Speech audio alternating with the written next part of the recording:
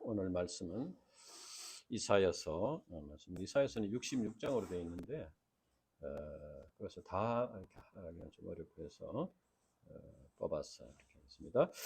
율법이 시온에서 기도하고 시작했습니다. 하나님 아버지, 오늘부터 이제 또 얼마 동안 이사야서 말씀 공부를 하고자 합니다.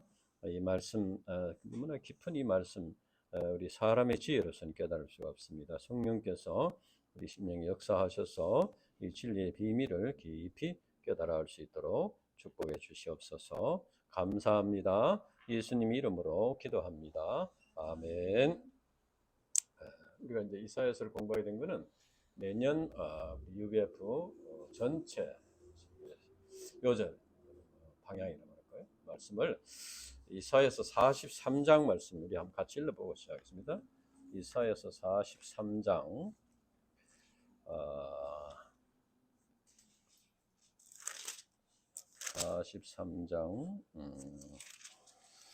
19절 이사야서 43장 19절 이거는 암송을 하면 좋겠습니다.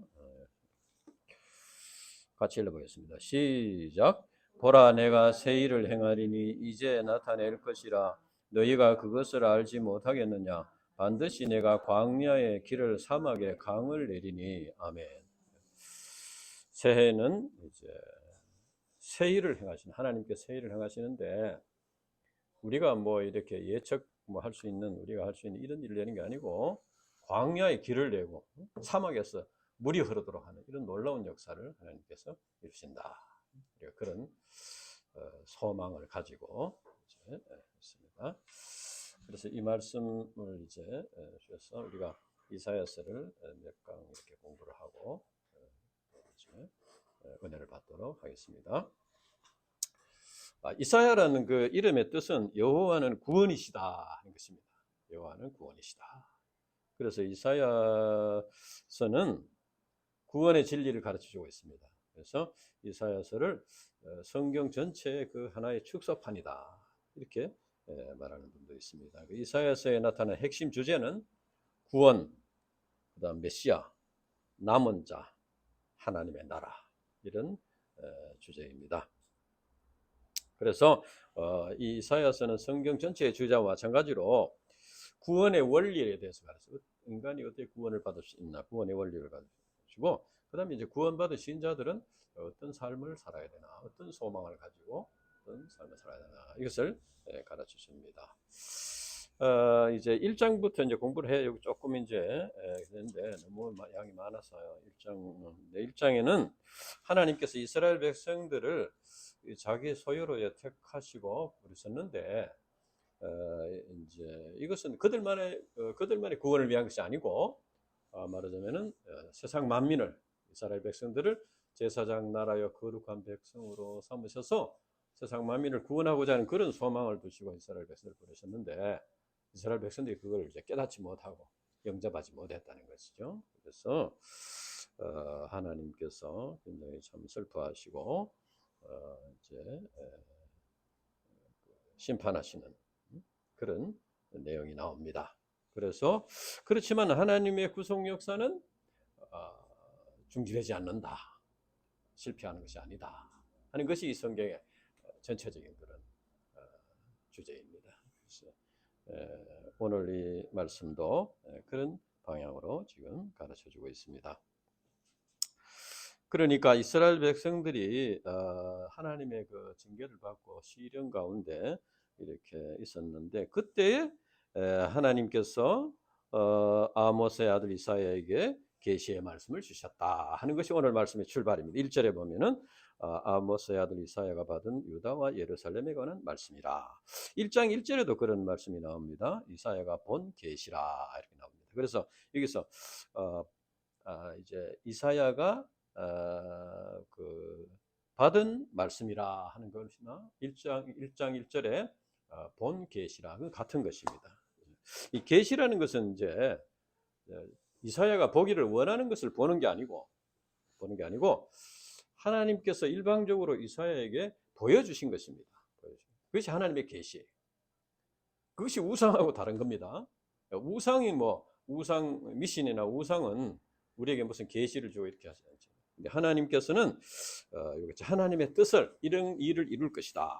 이것을 이제 보여주신 것입니다. 그래서 여기에는 그러니까 하나님께서 이사야에게 계시를 보여주신 데는 분명한 목적이 있다. 그것을 나타내 줍니다. 그래서 오늘 말씀에 보면은 1절에서 4절까지는 이제 여호와의 날에 세계 만민이 공의의 말씀으로 사실 여호와 하나님을 흠모해서 시온으로 모여들 것이다. 지금은 이렇게 참 이스라엘 백성들이 순종하지 않음으로써 마치 구원의 역사가 실패한 것 같이 이렇게 보이지만은 정말 말세가 되면은 많은 사람들이 여호와께로 몰려온다. 그리고 이제 그 공의의 말씀을 근거해서 모든 열방의 백성들에게 완전한 평화를 주는 그런 메시아 왕국이 도래한다. 그런 내용입니다.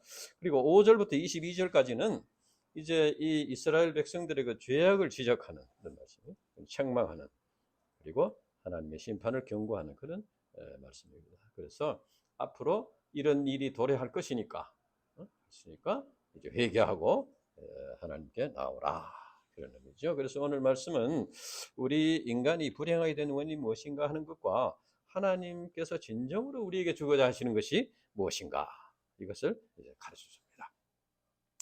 2절에 보면은 장차 나타날 메시아 왕국이 어떤 모습인가, 2절 같이 읽어보겠습니다. 2절 시작. 말일에 여호와의 전에 산의 모든 산 꼭대기에 굳게 설 것이요 모든 작은 산 위에 뛰어나리니 만방이 그리로 모여들 것이라. 여기서 말일이라는 것은 in the last day, 종말의 말세 그 말이죠.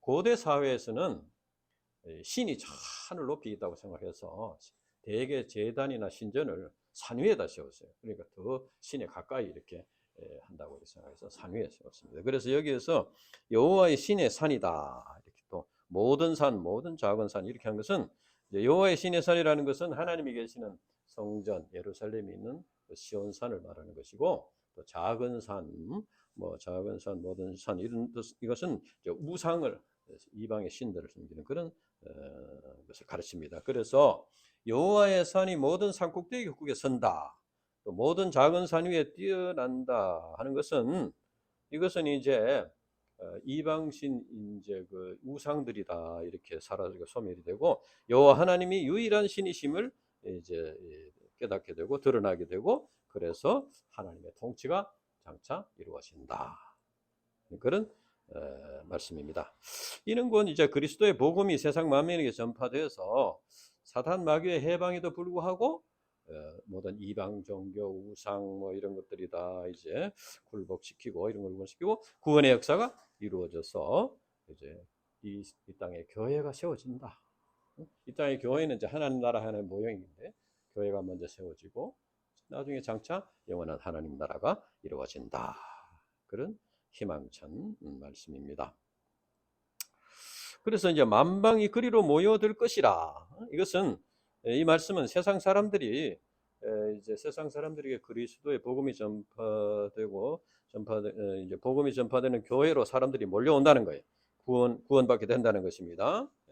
이것은 이제 이 말씀은 초대교회 시대의 그 사도들에 의해서 1차적으로 이루어졌습니다.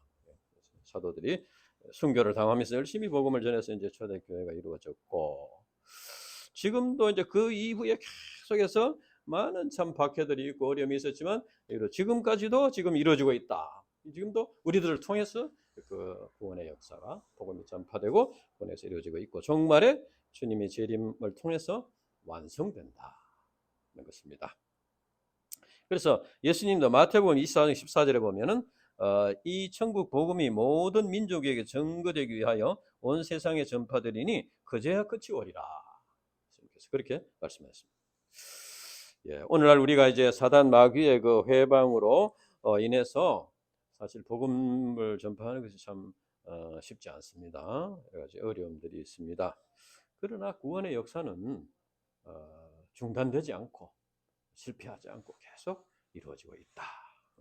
우리 가운데도 이루어지고 있습니다. 우리 아프리카에도 지난해 이제 우간다의 마케릴 센터에 한 300명이 들어갈 수 있는 이 교회를 그 현지인 목자들이 자립해서 물론 이제 많은 그 도움이 있었지만 자립해서 큰 교회를 지었습니다.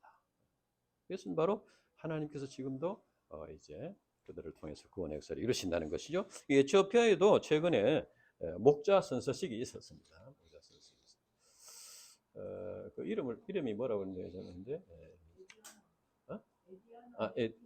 에디아나 메티 에디아나 메티 목자 선서식이 있었습니다.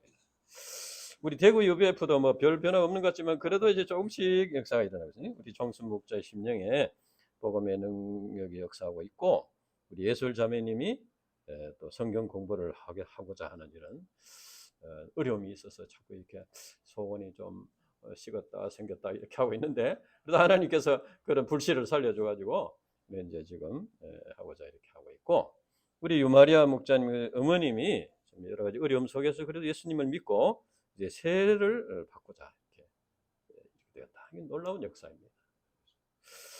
그리고 이제 죽음으로 예배를 이렇게 하게 되면은 우리 또 우리 종순 목자님 부모님을 우리 초청을 하려고 지금 기도를 하고 있습니다.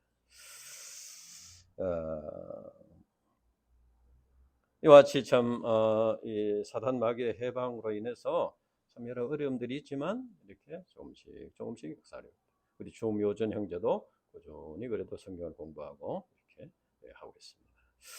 우리는 그래서 이제 하나님의 나라가 나중에 근본적인 하나님의 이루어지는 이 과정에서 우리 가운데 복음의 구원의 역사가 이루어진다는 이런 소망을 가지고 새해는 좀 더 큰 소망을 가지고 우리가 이렇게 감당할 수 있어야 되겠다. 그러면 이제 그들이 산에 오르면서 무엇을 외치는가? 3절 우리 같이 읽어봅시다. 3절 시작. 많은 백성이 가며 이르기를 오라 우리가 여호와의 산에 오르며 야곱의 하나님의 전에 이르자. 그가 그의 길을 우리에게 가르치실 것이라. 우리가 그 길로 행하리라. 이렇게 이제 외친다는 것이죠. 많은 백성이 이르기를 오라 우리가 여호와의 산에 오르며 야곱의 하나님의 전에 이르자. 이제 아까도 얘기했지만 이스라엘 백성들은 하나님의 그 부르심의 소망, 사명을 잃어버리고 이렇게 했었는데, 그래서 하나님께서는 이제 그래서 구원의 역사가 중단하신 것이 아니고 하나님께서는 독생자 예수님을 보내셔가지고 이방인들을 먼저 이스라엘 백성들이 교만에 빠져서 이제 순종을 하지 않으니까 이방인들을 먼저 이렇게 구원하셨어요. 그래서 구원이 이방인들에게 넘어가게 됐습니다. 그래서 여기서 오라 우리가 여호와의 산에 오르며 야곱의 하나님의 전에 이르자 하는 이 말은 뭐냐 하면은, 이 말은 예수 그리스도를 믿음으로 구원받은 만방의 백성들이 자 우리 여호와의 산에 오르자, 하나님께로 나아가자, 이웃에게 이렇게 복음을 전하고 하나님께 나가자고 이렇게 전도하는 그런 음성입니다. 그리고 이사야가 이 사실을 말하는 것은, 이 사실을 누구에게 말하냐면 이스라엘 백성들, 자기 동족에게 말하는 것이죠. 자, 앞으로 많은 백성이 가면서 오라 우리가 여호와의 산에 오르며 야곱의 하나님의 전에 이르자, 이런 말을 할 것이라는 것을 이스라엘 백성들에게 이렇게 말하는 것은 뭐냐면, 이방인들도 이렇게 구원을 받고 참 이렇게 기뻐하며 이제 하나님의 전에 오르려고 하는데, 이 먼저 이 부르심을 받은, 택함을 받은 너희들 이스라엘 백성들도 회개하고 하나님께 나아가는 것이 마땅하지 않느냐? 하나님께 나가서 하나님의 말씀을 듣고 이렇게 회개하고 이렇게 구원받고 하나님께 쓰임 받아야 되지 않겠느냐? 그런 말이죠. 그런 의미. 그래서 이제 오라 우리가 여호와의 산에 오르며 야곱의 하나님의 전에 이르자. 이 말은 마치 구원받은 이방인들이 이스라엘 백성들을 향해서 이렇게 너희들도 회개하고 하나님께 나가자, 이렇게 초청하는 마치 그런 말과 같이 의미라고 이렇게 할 수 있습니다. 그러면 그들이 산에 오르는 목적이 무엇인가? 3절 후반들을 보면은 그가 그의 길을 우리에게 가르치실 것이라. 우리가 그 길로 행하리라. 이거 보면 이제 그가 그의 길을 가르친다. 그러니까 하나님께서는 우리 인생들이 걸어가야 할 길을 가르친다는 거예요. 그래서 그들이 걸어가야 할 참된 길을 가르침 받기 위해서 하나님께로 나아간다 하는 것입니다. 하나님의 말씀만이 우리 인생들이 걸어가야 할 참된 길이 되신다. 그래서 우리가 성경을 통해서 이제 하나님의 가르침을 받는 것이 그저 무슨 그저 견문을 넓히고 지식을 넓히는 정도가 아니고 우리 인생들이 걸어가야 할 참된 길을 이렇게 찾는 것이다. 성경 말씀이 가르치는 것이다. 그리고 그들이 이제 우리가 그 길로 행하리라 했습니다. 그가 그의 길을 우리에게 가르치실 것이라. 그리고 우리가 그 길로 행하리라. 그러니까 이것은 이제 이들이 여호와의 말씀을 이제 가르침을 받는 것은 행하기 위함이다 그 말이에요. 행하기 위함. 우리가 그 길로 우리가 그 말씀대로 행하겠다 하는 그런 이제 자세를 가지고 목적을 가지고 말씀의 가르침을 받는다. 우리가 진리를 배우고 지식을 아는데 머무르지 않고 진리 말씀대로 행할 때 그 진리가 이제 우리 것이 된다. 그렇죠? 그래서 우리는 말씀대로 행하고자 하는 그런 목적의식을 가지고 진리의 말씀을 듣고 공부해야 된다. 하는 말씀들이 옛날에는 이제 인쇄술이 발달하지 못해서 회당에서 이제 누가 성경을 일러주면 그것을 듣고 이렇게 했는데 요즘은 이 많은 말씀들이 홍수처럼 들리고 있습니다. 그런데 그 말씀을 내가 어떤 말씀을 들었다, 어떤 성경을 공부했다 하는 그것이 중요한 게 아니고 그 말씀을 이제 내가 행하리라. 그 말씀을 행해야지 자기가 디모데후서 3장 16절 17절에 보면은 모든 성경은 하나님의 감동으로 된 것으로 교훈과 책망과 바르게 함과 의로 교육하게 유익하니 이는 하나님의 사람으로 온전하게 하며 모든 선한 일을 행할 능력을 갖추게 하려 함이라 했습니다. 우리가 주일 예배 나올 때 이제 그가 그의 길을 가르치실 것이라. 우리가 그 길로 행하리라.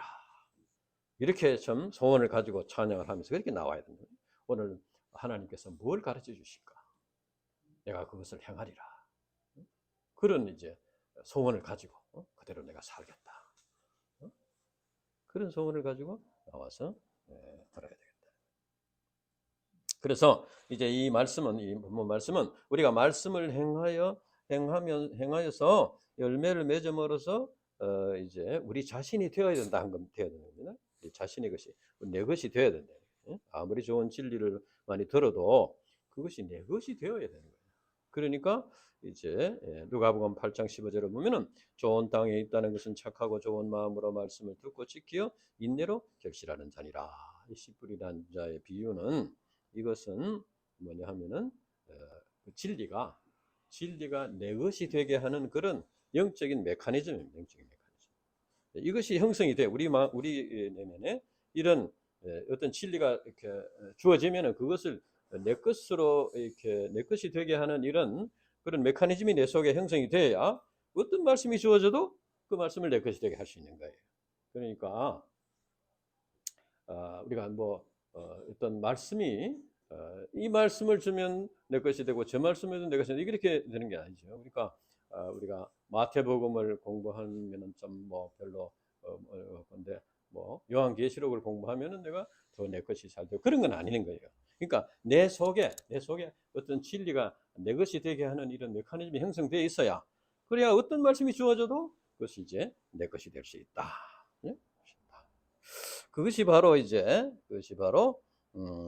이것입니다. 그러니까 착하고 좋은 마음으로 말씀을 듣고 지키어 인내로 결실한다.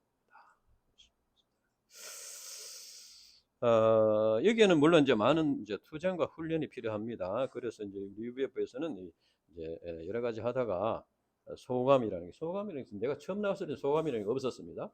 조금 있으니까 소감을 쓰는 게 좋겠다. 독일에 참 그 선교사들이 그때 간호사 선교사들이 나갔는데 우리 사무엘 돌아가신 선교사님이 가서 이제 그분들을 많은 이제 어려움, 그 이제 타향에 와서 참 힘든 일들을 하면서 광부도 있고 이랬었는데, 그래서 이제 거기서 어, 음, 그 어려움들을 자기의 그 어려움 속에 있는 얘기들을 듣고 하니까 이게 좀 뭐 조금 이제 정리가 안 되고 하니까, 그럼 우리가 글로 서서 한번 발표를 하자. 그래가지고 참더 썼어요. 그리고 발표를 했는데 굉장히 의미가 있고, 그러니까 이게 마음에 정리를 해가지고 말로 하면 막 이 말 저 말하고 하니까 복잡한데, 그래가지고 그때부터 소감이 생겼어요. 소감이 생겨서 우리 다 이제 소감을 쓰고 이렇게 했습니다. 그래서 이 소감을 쓰고 하는 것이 바로 이제 그 진리를 내 것으로 만드는, 내 것이 되게 하는 하나의 메커니즘, 과정이다, 이렇게 볼 수 있습니다. 우리가 말씀을 듣고 그것이 내 것이 되게 하기 위해서는 자기 생각, 자기 계획, 자기 뭐 이런 욕심 이런 걸 이제 버려야 되는 것이죠. 그리고 이제 그래야 그것을 내게 영접할 수 있고, 그 다음에 그래야 이제 영접하고 이제 행해야 돼요. 내가 행하리라. 행해야 되면 열매를 맺을 수 있고, 이렇게 되죠. 그 과정에서 내 속에 많은 갈등이 있습니다. 원래 내 생각이 있고, 내 어떤 내 것이 있고, 그 다음에는 이제 진리가 들어와서 그것을 이제 바뀌어야 되니까, 그래서 이제 갈등이 일어나게 되는 거죠. 갈등이. 그런 걸 통해서 이제 그 진리가 내 것이 될 때 그게 참 열매를 맺게 된다. 이것을 여기서 가르쳐 줍니다. 그리고 이제 하나님께서 가르쳐주는 구체적인 뭘 가르쳐주냐, 3절 후반절에 보면은 이는 율법이 시온에서부터 나올 것이요 여호와의 말씀이 예루살렘으로부터 나올 것입니다. 우리 3절 한 번 더 읽어보겠습니다. 시작. 우리 저며 이르기를 오라 우리가 여호와의 산에 오르며 야곱의 하나님의 전에 이르자 그가 그의 길을 우리에게 가르치실 것이라 우리가 그 길로 행하리라 하니 이는 율법이 시온에서부터 나올 것이요 여호와의 말씀이 예루살렘으로부터 나올 것이다. 율법과 여호와의 말씀, 이것은 다 이제 율법이 시온에서 나오고 여호와의 말씀이 예루살렘에서 나온다. 그러니까 율법과 여호와의 말씀이라는 것은 이제 성경 말씀을 말하는 것이죠. 그리고 이것은 이제 성경의 핵심은 무엇이냐? 율법의 완성자이신 예수 그리스도의 복음 진리를 가르치는 것입니다. 그래서 구약은 오실 예수 그리스도의 예언이고, 신약은 오셔서 예수 그리스도가 오셔서 구원의 역사를 이루신 그 말씀을. 그런데 이제 이스라엘 백성들은 이미 율법이 주어졌습니다. 그래서 이 말씀은 이스라엘 백성들이 이미 받은 율법을 자기에게 주시는 말씀으로 영접을 하라. 율법이 주어졌는데 이들은 아직도 자기에게 주신 말씀으로 영접을 하지 않았어요. 그러니까 순종을 하지 않았고, 그 자기의 것이 되지 못했어요. 그렇게 하라. 그래서 본문 말씀에서 시온과 예루살렘은 이제 오늘날 이제 아까도 이제 교회를 말한다고 할 수 있습니다. 하나님께서 말씀으로 구원의 역사를 이루시는데 교회를 통해서 이루신다. 그리고 이제 장차 물론 하나님 나라를 이제 이루시는데, 그래서 이제 이 교회의 존재 의미는 이제 이 교회를 통해서 하나님께서 말씀을 주신다는 것이죠. 구원의 진리를 가르쳐 주신다. 그러니까 어떻게 됩니까? 교회를 통해서 구원의 역사를 이루려면은 이제 교회의 말씀이 살아 있어야 되고, 교회의 말씀이 살아 있다는 것은 우리 각자의 심령에 말씀이 살아 있어야 되는 거죠. 그러니까 우리가 그냥 듣기만 하고 또 이제 없어져 버리고 듣기만 하고 없어져, 그러면은 이제 그 말씀을 나타내지 못하게 되겠죠. 그래서 우리 심령에 말씀이 깊이 새겨지고 그것이 전파되어야 된다. 물론 교회에서는 이제 여러 가지 교제도 하고 식사 교제도 하고 봉사 활동도 하고 구제 활동도 하고 이렇게 이제 합니다. 그러나 이러한 것도 우리 신자들이 말씀을 영접하고 말씀을 순종한 하나의 과정이 되어야 된다. 말씀을 나타내는 하나의 과정. 그것을 통해서 하나님의 말씀을 우리가 더 깊이 이렇게 체험하게 되고, 또 그걸 통해서 하나님의 말씀을 가르치고 나타내고 이렇게 하는 것이 돼야 된다는 거예요. 그 말씀과 관계없는 그 행사는 그건 하나님 앞에서는 무의미한 것이 되게 될 수가 있죠. 그래서 우리는 이제 무엇을 하든지 하나님의 말씀을 내가 영접하고 하나님의 말씀을 깨닫고 하나님의 말씀을 전파하고 전가하고 지난번에 우리 정신 목사님이 준비해준 밥을 사주는데 그거 뭐 어떻게 뭐 그 사람이 뭐 밥 먹을 게 없어서 밥 사준 건 아니고 그런 걸 통해서 이제 교제를 해서 말씀을 주기 위한 것이죠. 말씀을 가지고 진리를 가르쳐 주기 위한 것이다. 이것을 우리가 꼭 기억해야 되겠다. 그러면 여호와의 말씀이 선포되는 것이 뭐 어떤 일이 일어나나? 4절 봅시다. 4절 시작. 그가 열방 사이에 판단하시며 많은 백성을 판결하시리니 무리가 그들의 칼을 쳐서 보습을 만들고 그들의 창을 쳐서 낫을 만들 것이며 이 나라와 저 나라가 다시는 칼을 들고 서로 치지 아니하며 다시는 전쟁을 연습하지 아니하리라. 여기서 이제 열방 사이에 판단한다. Judge between the nations. 나라들 사이의 분쟁을 이제 해결한다는 것이고 많은 백성을 판결하시리니 settle the dispute for many people. 사람 사이에 개인 사이에 그 잘못을 바로잡아서 갈등을 해소한다. 그런 거죠. 그래서 이 본문은 이제 여호와의 판결로 완전한 평화가 임하게 돼요. 사람과 사람 사이에 또 나라와 나라 사이에 평화가 임하게 된다. 이제 우리 인간이 참 서로 불화하고 반목하게 되는 것은 죄 때문이다. 그래서 이 죄로 인해서 사람들 사이에 불화가 생기고 또 모임 속에서 뭐 나라 사이에서 분쟁, 교회도 이제 또 사단 마귀의 시험을 받게 되면 서로 반목하고 갈등이 생기게 된다. 그래서 이제 이거 인류 역사는 전쟁의 역사다. 그렇게 말하죠. 지금도 전쟁이 있지 않습니까? 우크라이나에 뭐 전쟁이 이렇게 일어나고 아프리카에는 뭐 종족 간의 뭐 싸움이 일어나고 그래서 콩고에도 지금 뭐 종족 간의 싸움이 뭐 계속 보복하고 있습니다. 우리나라에도 여러 지역 간의 이념 간의 여러 가지 차이, 세대 간의 차이, 갈등들이 있습니다. 하나님께서는 이러한 인간들에게 참된 평화를 주시기 위해서 독생자 예수 그리스도를 보내셨다는 것이죠. 그래서 우리가 예수님을 믿고 구원받는 것은 이제 우리의 죄악된 본성이 치료받는 것입니다. 치료받고 그 갈등과 반목을 이제 치료받고 해결받고 서로 화평한 관계를 인간들이 예수님을 믿고 죄사함 받으면 하나님과 화평한 관계가 되고 하나님과 화평한 관계가 되면 어떻게 됩니까? 하나님과 화평한 관계가 되면은 이제는 우리 내면이 변화가 돼서 원수도 사랑할 수 있는 그런 내면으로 변화가 되는 거죠. 그래 되면 사람과 사람 화평하게 되는 거예요. 물론 우리 인간이 예수님을 믿음으로 죄사함 받고 해서 뭐 하루아침에 이렇게 뭐 싹 바뀌는 것은 이제 아니죠. 죄악된 본성이 남아 있고 또 사단 마귀가 자꾸 이렇게 참 시험을 하고 이렇게 하니까 참 이제 어려움들이 있지만 그러나 우리는 그때마다 이제 회개하고 예수님의 십자가 보혈의 공로를 믿음으로써 자기의 죄악된 본성에 도전해서 극복을 하고 회개에 합당한 열매를 맺어가야 된다는 것이죠. 한 번만에 탁 되진 않지만 노력을 해야 된다.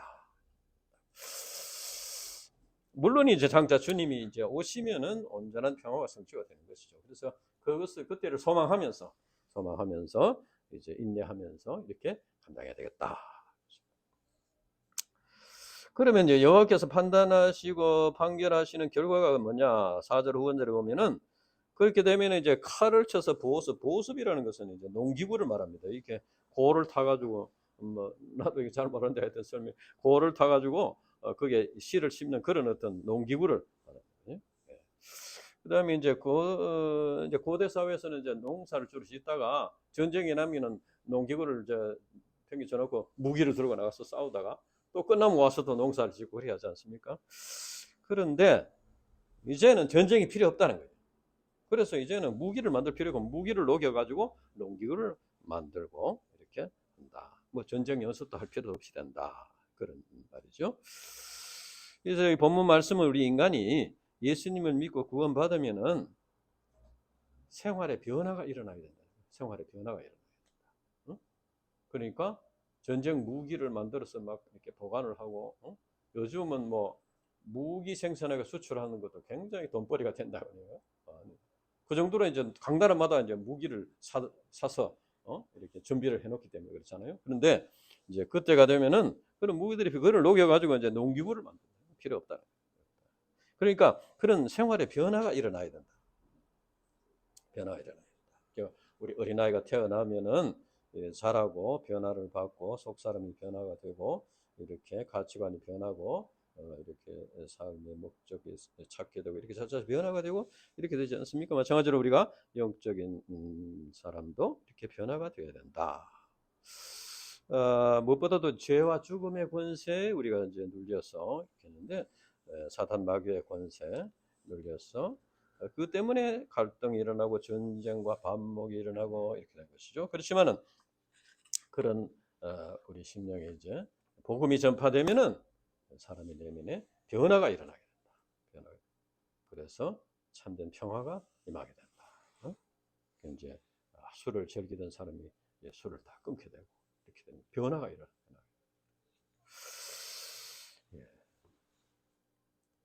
사람들은 누구나 다 평화를 원합니다. 그러나 개인 간의 평화, 지역 간의 평화, 또 가족 간의 평화, 나라 간의 평화는 그냥 오는 것이 아니고 우리 한 사람 한 사람이 변화가 되고 이렇게 새로운 피조물로 이렇게 변화가 돼야지 이루어지는 것이죠. 특히 우리가 생각해야 될 것은 이제 자기 자신은 그대로이고 상대방이 자꾸 변화가 되라, 변화가 되라 이렇게 해가지고는 참 어렵겠죠. 그래야 되는 거죠. 상대방이 부정함이 있더라도 우리는 내 자신이 먼저 그런 사람을 사랑할 수 있는 사람으로 변화가 돼요. 상대방이 좀 변화가 부족하더라도 그런 사람을 사랑할 수 있는 사람으로 내 자신이 변화가 돼요. 변화. 그렇게 돼서 이제 그 사랑하려고 애를 쓰게 되면은 그러면 이제 그 사람도 이제 뭐 좀 자꾸 자기 고집을 부리다가도 이제 그 사랑에 이렇게 감동을 받아서 조금씩 변화가 되고 그렇게 돼서 이제 평화 임하는 것이죠. 그래서 이제 우리가 물론 이제 뭐 예수 믿고 죄 사함 받고 구원받아 서 당장에 그렇게 되는 건 아니지만 우리가 우리 자신이 그렇게 노력해야 된다. 전차적으로 우리가 변화를 받고 그렇게 할 때 온전한 평화가 임하는 방향으로 나갈 수 있다. 그리고 이제 우리가 이제 예수 믿고 이제 변화를 받는데 온전한 변화는 온전한 성화, 온전한 영화는 예수님이 재림하실 때 되는 것입니다. 그러니까 우리가 살아가다 보면은 옛 사람의 모습이 나타날 때가 있습니다. 그러면은 그래서 너무 뭐 이렇게 절망할 것은 아니고 그것이 원래 내 모습이었다. 그런 나를 위해서 주님이 십자가에 죽으셨다. 주님의 사랑이 얼마나 크냐, 얼마나 감사하냐. 이렇게 참 주님의 십자가의 은혜를 기억하고 말씀을 붙잡고 다시 자기의 그 본성을 극복하기 위해서 이제 도전해서 나가야 되겠지. 그래서 에베소서 4장 21절 24절 보면은 진리가 예수 안에 있는 것 같이 너희가 참으로 그에게서 듣고 또한 그 안에서 가르침을 받을진대 너희는 유혹의 욕심을 따라 썩어져가는 구습을 따르는 옛사람을 벗어버리고 오직 너희의 심령이 새롭게 되어 하나님을 따라 의와 진리의 거룩함으로 지으심을 받은 새 사람을 입어라. 이렇게 말했습니다. 그러면 이제 야곱 족속, 이스라엘 족속이 적극적으로 해야 될 것이 무엇이냐? 5절 같이 읽읍시다. 5절 시작. 야곱 족속아 오라 우리가 여호와의 빛에 행하자 했습니다. 그래서 이제 이사야 선지자가 1절에서 4절까지는 앞으로 이런 참 희망적인 이런 참 아주 귀한 일들이 일어나게 된다. 메시아 왕국이 너희들은 지금은 이렇게 하나님의 뜻을 이제 잃어버리고 이렇게 해서 징계를 받고 포로로 잡혀가고 뭐 여러 가지 이렇게 고난을 당하지만 그래도 앞으로는 이렇게 이런 영광스러운 모습이 회복될 것이다. 이렇게 예언을 이제 했습니다. 그 예언했지만 그거는 예언이고 다시 현실로 돌아왔어. 그러니까 이제는 이제 이 죄로 인해서 하나님의 심판하는 이스라엘 백성들에게 이제는 오라. 우리가 여호와의 빛에 행하자.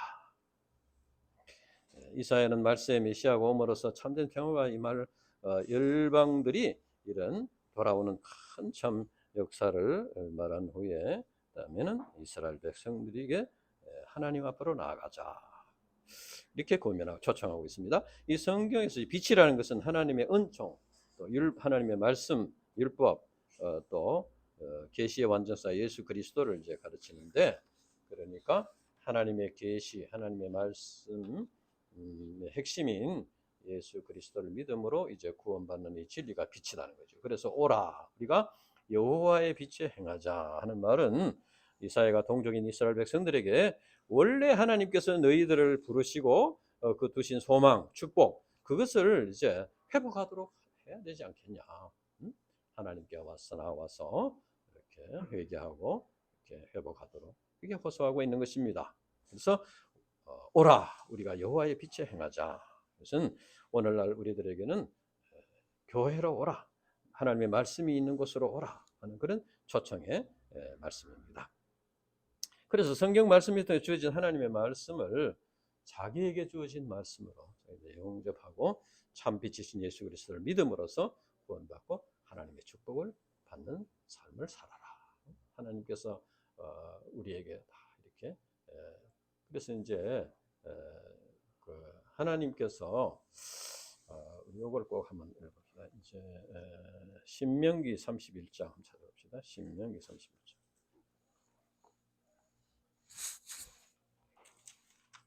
신명기 31장입니다. 신명기 31장 보면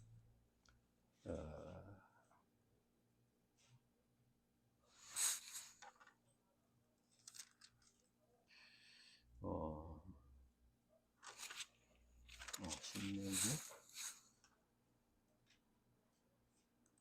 30장. 신명기 30장입니다. 30장 15절 같이 읽어봅시다. 신명기 30장 15절 같이 읽어봅시다. 시작. 보라, 내가 오늘 생명과 복과 사망과 화를 네 앞에 두었나니. 그 밑에 쭉 집에 가서 읽어보고 19절 읽어봅니다. 19절 시작. 내가 오늘 하늘과 땅을 불러 너희의 증거를 삼노라.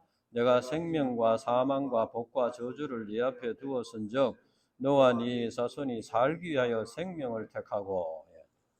집에 가서 꼭 한번 다시 읽어보세요. 그래서 우리가 이제 하나님 저에게 복을 주세요, 막 손바닥이 발바닥이 되도록 빌어야 되는 것이 아니고, 하나님께서 이미 복과 저주, 생명과 사망을 우리 앞에 두었다고 그랬어요. 우리 앞에 두었다. 그래서 두었으니까 19절 맞으면 생명을 택하고. 생명을 택하라는 것은 뭐냐? 이것은 이제 생명과 사망을 네 앞에 뒀는데 생명을 택하라. 그 다음에 복과 저주를 네 앞에 뒀는데 복을 택하라고 말해요. 택하면 복을 받는다는 거예요. 그래서 이제 하나님께서는 이미 준비를 해뒀다. 그러니까 굳이 우리가 저주를 택할 필요가 있습니까? 사망을 택할 필요가 있습니까? 복을 택하고 생명을 택해야 되지 않겠습니까? 자, 그러면 생명을 택한다는 게 무엇이냐? 이게 성경이 가르치는 거예요. 그것을 우리가 꼭 이렇게 기억을 하고, 그리고 이사야가 지금 이스라엘 백성들에게 말하는 것도 마찬가지. 하나님께서 너희 앞에 복을 다 예배해 두셨는데 왜 그걸 택하지 않고 계속 저주를 택하고 사망을 택하고 나가느냐? 그런 말. 그래서 오라. 빛에 행하자. 이것은 이제 하나님께서 예배해 놓으신 그런 생명과 복을 택하고 축복을 받는 삶을 살아야 되지 않겠나 하는 것입니다. 자, 그러면 이제 6절부터 쭉 보면은 이제 이스라엘 백성들이 이제 회개해야 될 게 뭐냐? 첫째는 이제 6절입니다. 6절에 보면은 이방인과 언약을 맺고 정치, 경제, 문화적인 서로 교류를 한다. 그렇죠? 이방 풍속을 따라간다는 것이 어떻게 보면은 점을 친다고 했습니다. 점을 친다는 것은 어떤 이방 신을 섬기는 거지요. 자기가 불안하니까, 하나님에 대한 신앙이 이제 부족하니까 이방 사람들과 언약을 맺고 동맹을 맺고 교류를 하고 문화 교류를 한다는 거예요. 그러나 하나님께서 이걸 금지하신 것입니다. 두 번째는 7절에 보면은 이제 하나님을 의지하기보다는 경제력이나 군사력을 믿고 교만해졌다는 거예요. 그래서 그들이 이제 은금이 가득하고 보화가 무한하며 그 땅에 마필이 가득하고 병거가 무사하다. 그래서 이제 이것은 이제 하나님을 의지해야 되는데 자기들이 그 쌓아놓은 그런 재물이나 또는 이제 무기나 이런 것을 의지하는. 그래서 그만 이제 타락하게 되었다는 거죠. 그것을 해결해야 된다. 세 번째는 8절과 9절에 보면은 사람의 손으로 지은 우상을 버리라는 것이죠. 그래서 이건 천한 자도 절하며 귀한 자도 굴복한다. 이런 이 공동 번역에서는 이렇게 됐어요. 이렇듯이 인간이 스스로 낮아졌고 인간은 천해졌습니다. 그러니까 인간이 자기 손으로 만든 그것을 신이라고 이렇게 섬기니까 뭐 하나님의 선민으로서도 이것은 벌써 이제 천하게 되었고 만물의 영장으로 인간을 지었는데 그 다른 이 피조물을 신으로 섬기니까 이거 얼마나 참 인간으로서도 품위가 땅에 떨어졌다는 거예요. 그러나 이제 한편 여기서 이제 우리가 우상에 대해 생각해 보것은 우상이 많다는 것은 여러 종교가 있다는 것은 인간이 하나님의 피조물이다 하는 것을 우회적으로 말하고 있는 것입니다. 우리 인간이 하나님의 피조물이기 때문에 창조주 신을 찾고자 하는 소원이 있다는 거예요. 그런데 잘못 찾아가지고 이제 우상을 섬기고 뭐 이제 이렇게 한다는 거죠. 그래서 하나님을 올바로 찾지 못한 결과라는 거예요. 인간의 하나님을 믿고 의지하는 것과 우상을 믿고 의지하는 것은 다릅니다. 아까도 얘기했지만은 하나님을 믿고 의지하는 것과 우상을 믿고 의지하는 것은 겉으로 모습은 비슷합니다. 오히려 우상을 섬기는 사람들이 더 정성을 많이 들여요. 추운 날에도 그 가빠이 그 꼭대기까지 가서 그 이렇게 뭐 이렇게 촛불 켜놓고 그리고 우리 신자들이 그 정도 열심으로 그래서 그런 말 하자면 우리 신자들이 이단이 하는 만큼 열심으로 그 신앙을 본받아 만들지만은 열심은 본받아야 된다. 우상을 섬기는 사람 그 정도 열심은 배워야 된다 이런 말 합니다. 그러나 하나님을 섬기는 것과 우상을 섬기는 큰 다른 점이 뭐겠습니까? 하나님을 섬기는 것은 하나님이 주인이 되어서 우리의 삶을 주도적으로 이끌어 가신다. 이끌어 가신다. 그래서 거기에 순종한다는 거예요. 그러나 우상을 섬기는 것은 자기가 계획을 세우고 자기가 자기의 삶을 주도로 이끌어 가면서 우상의 힘을 빌리는 거예요.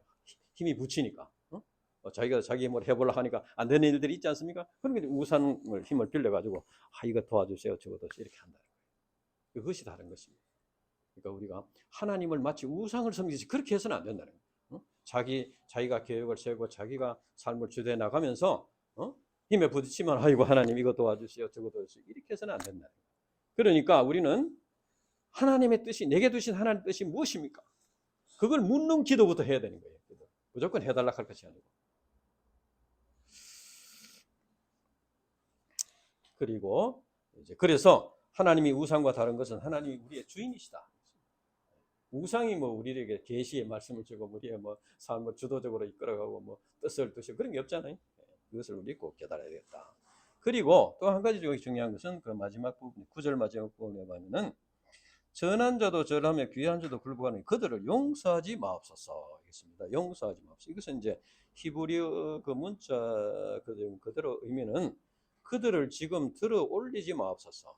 그러니까 그들을 지금 존귀하게 하지 말라는 거예요. 왜냐면은 비천한 가운데 두어서 회개할 기회를 갖도록 해달라는 것입니다. 인간이 영적으로 무지하기 때문에 이제 이 죄인이 존귀하게 되면은 그만 자기를 발견하기 어렵습니다. 그래서 자기가 죄인인 것을 깨닫지 못하고 더 이상 회개의 기회를 찾지 못하고 구원받지 못한다는 것이죠. 하나님께서 아담을 낙원에서 쫓겨냈습니다. 쫓아낸 것은 죽음의 고통을 맛보면서 이제 자기를 발견하고 죄를 회개하고 구원받도록 하기 위해서 그렇게 하나님께서 우리 인간을 미워해서 그런 게 아니고 탕자의 아버지가 둘째 아들이 그렇게 나가면은 망할 것이다 알았습니다. 그렇지만은 그냥 보내줬습니다. 그래서 뭐냐 하면은 자기 생각대로 하다가 망한 후에 자기를 발견하고 돌아와서 바른 관계를 맺도록 하기 위한 것입니다. 구원의 역사는 그래서 징계와 회복의 역사다. 하나님께서 우리 이제 인간들을 구원하기 위해서 자기를 발견하도록 하기 위해서 죄를 깨달고 회개하도록 하기 위해서 이렇게 징계를 하신다. 이스라엘 백성들을 강력하게 포로로 잡혀가서 고통당한 것도 바로 그렇게 이제 회개하고 돌아오도록 하기 위해서 그렇게 하는 것이다. 그러니까 이것은 하나님의 크신 사랑의 표현이라는 거예요. 이것을 우리가 꼭 기억해야 되겠다. 그러면 이제 하나님께서 정말에 그 판결하시고 판단하시는 그 중요한 그 포인트가 무엇이냐? 첫째는 이제 10절에 17절까지는 거기 보면 하나님께서 교만을 심판하신다 했습니다. 거기 보면은 눈이 높은 자가 낮아지며 교만한 자가 굴복되고 하나님께서 홀로 높임을 받는다 했고, 또 12절에도 보면은 모든 교만한 자와 거만한 자와 자고한 자에게 그 하나님의 날이 임한다. 그래서 이제 보면은 이제 높은 뭐 백향목, 상수리나 뭐 높은 산, 높은 sun, 망대, 뭐 경관, 성벽, 이런 것들 다 심판이 임한다는 것이죠. 그래서 그날 17절에는 그날에 자고한 자는 굴복되며 교만한 자는 낮아진다. 계속 이렇게.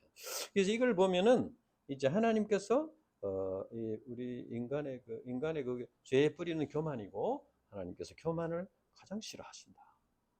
교만을 이 교만이라는 것은 우리가 이제 겸손과 교만을 우리가 좀 잘 생각했는데 윤리적으로 말하는 건 아닙니다. 그래서 사람들 앞에 그저 뭐 겸손하게 이렇게 하고 이것이 이제 겸손이 아니고, 하나님을 하나님으로 인정하는, 하나님을 주인으로 인정하고 하나님을 주권자로 인정하고, 그렇게 내가 순종하는 그것이 이제 겸손이고, 그것을 안 하는 것이 교만이에요. 그래서 영적으로 생각해야 돼요. 교만이라는 것은 영적으로 생각해야 된다. 두 번째는 이제 18절에서 21절까지는 우상을 심판하신다. 우상을 심판하신다. 그래서 이제 거기 보면은 20절에 보면은 사람이 자기를 위하여 경배하고 만들었던 은 우상과 금 우상을 그날에는 두더지와 박쥐에게 던진다. 필요 없는 것을 알고 이거 의미 없다 던진다는 것이요. 근데 이제 거기 말씀해 보면 10절에도 보면은 이것을 이제 그 말씀에 보면은 10절에 바위 틈에 들어가서 진토에 숨어서 여호와의 위엄과 광대함과 영광을 피하라는 말이 10절에도 있고, 21절에도 보면은 거기에도 그 위엄과 광대하심의 영광을 피하리라 했고, 그 다음에는 이제 19절에 보면은 또 피할 것이라.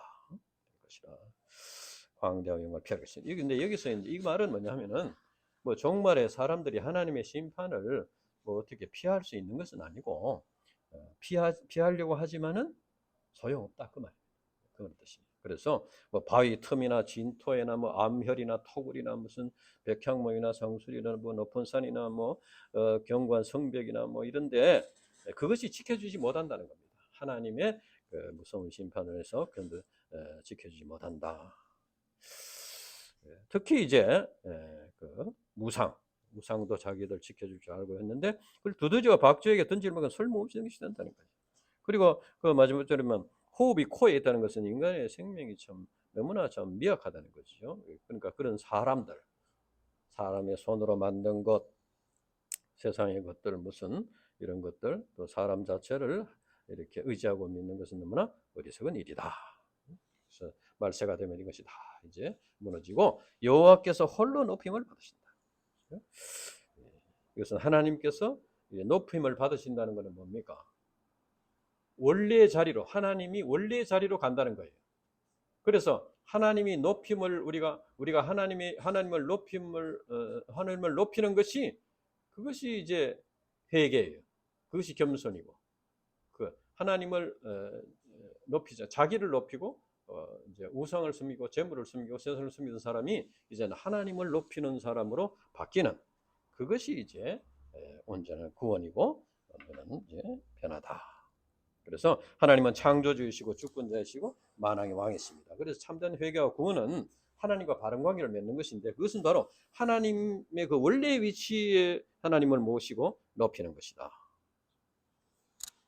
장차 주님이 다시 오시고 하나님의 심판이 임하고 하나님 나라가 완성되는 것은 우리의 큰 소망입니다. 그러나 한편으로는 우리가 깊이 생각해야 될 것은, 예수님이 이 땅에 오시면은 그 이상 구원의 기회가 없어집니다. 그러니까 오시기 전에 우리가 살아있는 동안에 교만을 버리고 우상을 버리고 하나님을 높이는 그런 이제 진리를 깨닫고 구원을 받아야 되겠다 하는 것입니다. 그리고 우리가 이제 사랑하는 분들에게 살아있는 동안에 주님이 오시기 전에 하나님을 하나님의 자리에 이렇게 모시고 섬기는 그런 이제 구원 받는 자들이 되도록 이렇게 도와줘야 되겠다. 오라 우리가 여호와의 산에 오르며 야곱의 산에 전에 이르자. 율법이 시온에서부터 나올 것이요 여호와의 말씀이 예루살렘으로부터 나올 것이니라. 오라 우리가 여호와의 빛에 행하자. 오늘날 이 세상은 아직도 사탄 마귀가 지배하고 있습니다. 우리에게는 아직도 죄악된 본성이 연약함이 있습니다. 그러나 우리는 이제 다시 오실 그 주님을 바라보고 그때 구원이 완성될 것을 바라보고 그때 하나님 나라가 이제 완성될 것을 바라보면서 우리가 오늘날 이 교회를 통해서 말씀을 주시고 구원의 역사를 이루시는 하나님의 뜻을 깊이 영접하고 하나님 나라를 준비하는 그런 삶을 살아야 되겠다. 기도하고 마치겠습니다. 하나님 아버지 감사합니다. 오늘도 이렇게 율법이 시온에서 나온다는 귀한 말씀을 주셔서 감사합니다. 그러니까 이제 하나님께서 우리에게 말씀을 주시고 또 이 말씀으로 우리를 구원하시고 또 이 말씀으로 이 세상을 구원하시고 이제 장차 하나님 나라를 이루시는 이 구원의 역사 속에 우리를 불러주시고 또 우리를 훈련하시고 깨닫게 하시고 우리를 구원하심을 감사합니다.